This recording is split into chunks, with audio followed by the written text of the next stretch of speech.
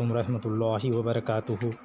آج کی تراویح میں سورہ نجم، سورہ قمر، سورہ رحمان، سورہ واقعہ، سورہ حدید کی تلاوت کی گئی۔ اب چونکہ چھوٹی چھوٹی صورتیں یہاں سے شروع ہو رہی ہے تو ایک دن کی تراویح میں 5، 6، 7، 8، 10 صورتیں تک اب یہاں سے تلاوت کی جائیں گی۔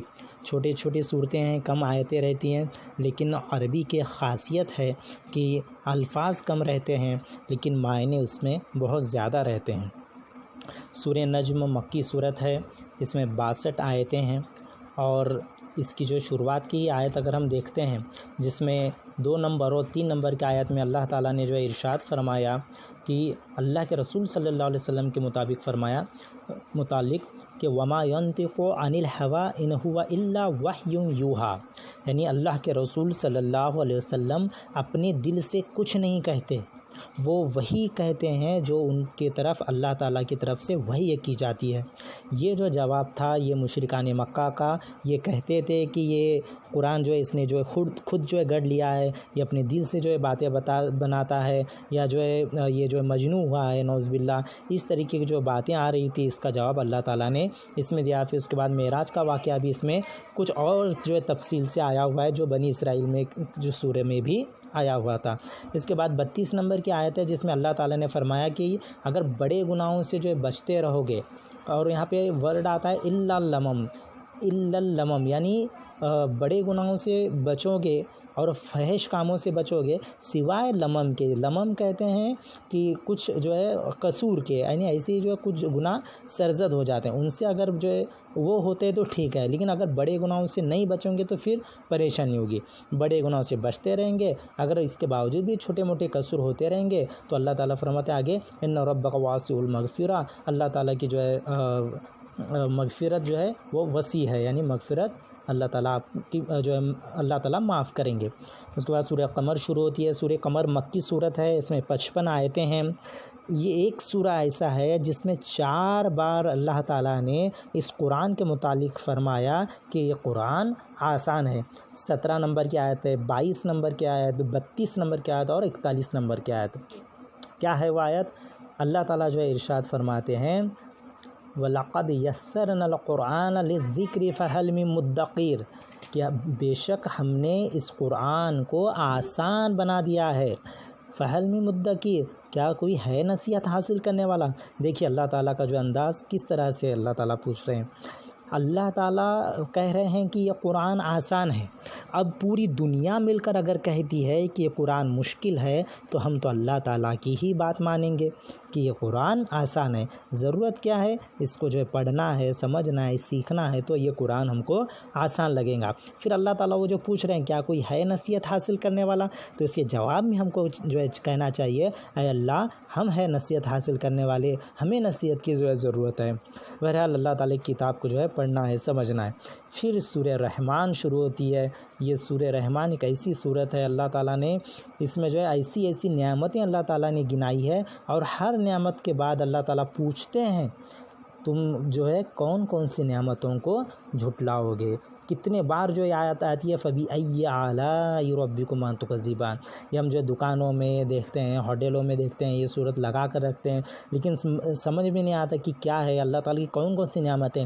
ایک بار اگر ترجمہ پڑھیں گے تو ایسا اللہ تعالیٰ کی ایسی نعمتوں کا جو ہے ذکر اس میں کیا گیا ہے، اور جو ہے اللہ تعالیٰ کا ہم جو ہے شکر بجا لائیں گے اگر ہم جو ہے اس کو سمجھتے ہیں۔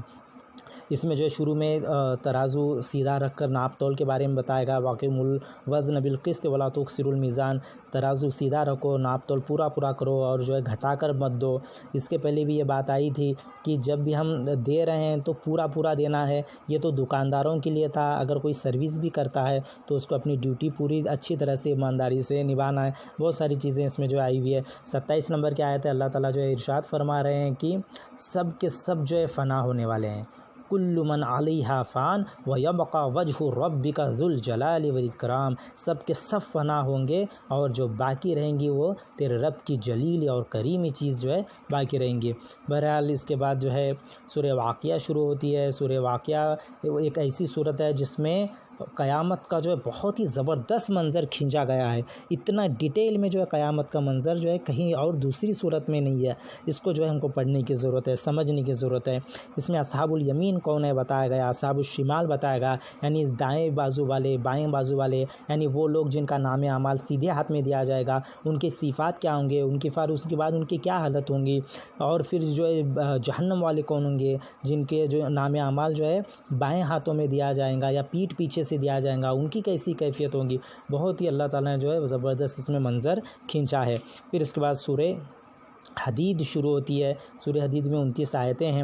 اس میں جو 1 نمبر سے 6 نمبر تک کی آیتیں ہیں، اتنی زبردست آیتیں اللہ تعالیٰ نے بتایا۔ اللہ تعالیٰ کی پوری قدرت جو ہے اس میں بتائی گئی ہے۔ سبح للہ ما فی السماوات والارض وہو العزیز الحکیم، اللہ تعالیٰ کی ہی سب جو ہے تعریف بیان کرتے ہیں جو آسمان اور زمین میں، اور وہ غالب اور حکمت والا ہے۔ لہو ملک السماوات والارض یحیی و یمیت وہو علی کل شیء قدیر، اسی کے لیے بادشاہت آسمان اور زمین کے، اور وہ زندہ کرتا ہے اور موت دیتا ہے، وہ ہر چیز پر قدرت رکھتا ہے۔